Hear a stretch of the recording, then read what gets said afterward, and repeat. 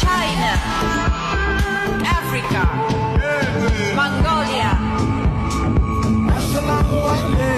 Brazil, Uzbekistan, Azerbaijan,